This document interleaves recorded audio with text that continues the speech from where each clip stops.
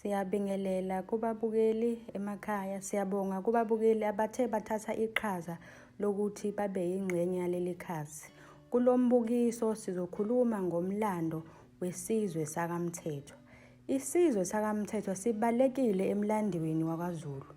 Abantu bakaMthethwa badabuka enyakatho nezwe lakwaZulu. Behla njalo begudla ulwandle. Umholi wabantu bakaMthethwa kwakunguQaba kaMadangu kaNkomo. Bedlula echwebeni St. Lucia Bay, bayowela imifolozi yombili omnyama nomhlophe. Bahamba njalo baze bayofika emfuleni obizwa ngokuthi yiNtseleni. Bathe sebezinzile eNtseleni, bahlangana nabahlabo babo abasuka endaweni eyodwa enyakatho. Labo ngabantu bakwaMbokazi. Kulabo bantu bakwaMbokazi yilapho uJobe wathola khona amadodana akhe amabili, uThana nomnewakhe uGudongwane. uGudongwane wagcina esebusa izwe lakaMthethwa esenguDingiswayo, esusela ekudingiseni kwakhe ebalekela ulaka lukayise. uJobe wayenemizi emibili, owaseBalungweni, omunye wawusoYengweni. Oyengweni kwakuhlala amadodana akhe amaningi okubalwa uThana noGudongwane. Inkosi uJobe yakhula yaze yaba ngumdodovu wekhehla. Ngelinye ilanga abafana laba bakhathazeka ukuthi ikhehla lisaguduki, base sebehlangana bezobonisana ukuthi uma ikhehla selikhotheme bayolibusa kanjani izwe. Kanti ababoni ukuthi khona lapho kwakunendlebe yenkosi, uNodungwe wakwaMakhanya, owahamba wayobikela inkosi uJobe ukuthi uzwe amadodana ayo ehlela isu lokuyigodusa, lokho okwakungamampunge. Inkosi uJobe yathukuthela yagana unwabu, yathumela ibutho ukuba bayobulala laba bafana. Bafikelwa ebusuku belele bengazeli lutho. Abafana bakwazi ukuphunyuka, kodwa ngeshwa uThana inkosana nabanye abaningi babulawa. uGudongwana uthe lapho ethi weqa uthango, ibutho lamfaka umkhonto ehlombe. Babethi baqedile ngaye kanti akafile. Wabaleka nomkhonto usemzimbeni wayocasha ehlathini.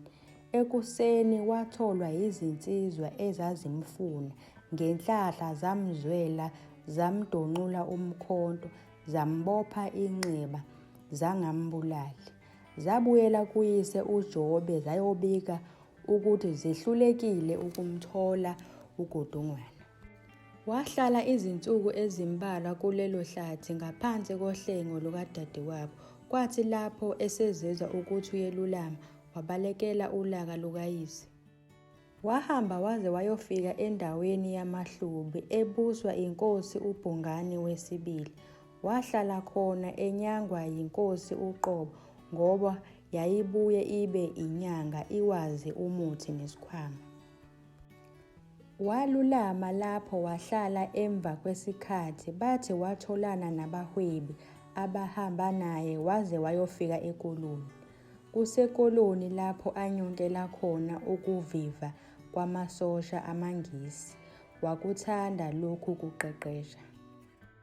Wathi uma esekhumbule ekhaya wedlula kuBhungane inkosi yamaHlubi, enzela ukuzwa ukuthi ngabe ikhehla elinguyise lisaphila yini. Wazithola izindaba ezimnandi zokuthi selakhothama ikhehla, kodwa osesihlalweni sekungumnewakhe uMawewe, ozalwa ngomunye wamakhosikazi kaJobe.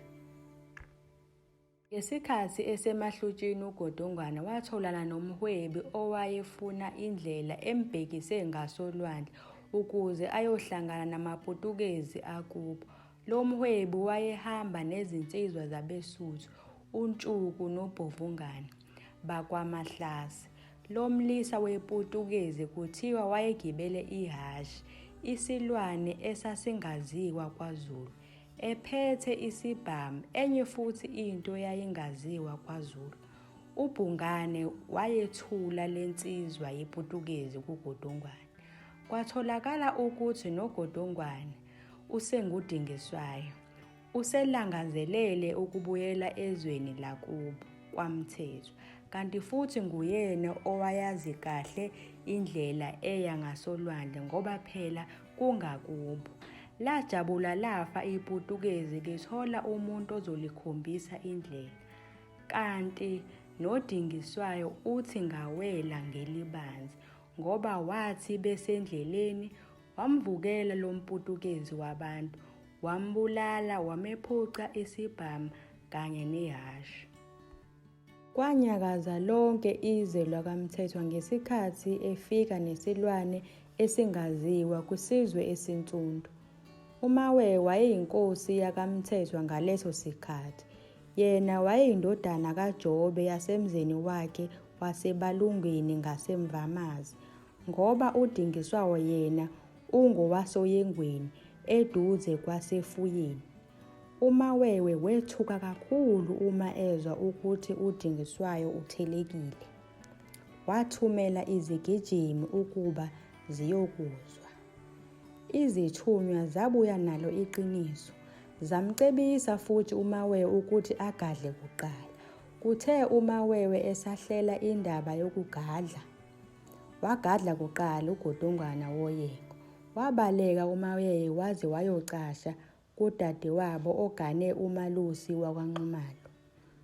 Kwaba ukulibusa kwakhe njalo uDingiswayo. Umntwana umlilwane owayedume ngelokuthi uShaka wakhulela kwaMthethwa esigodlweni ehlala nenkosi uDingiswayo.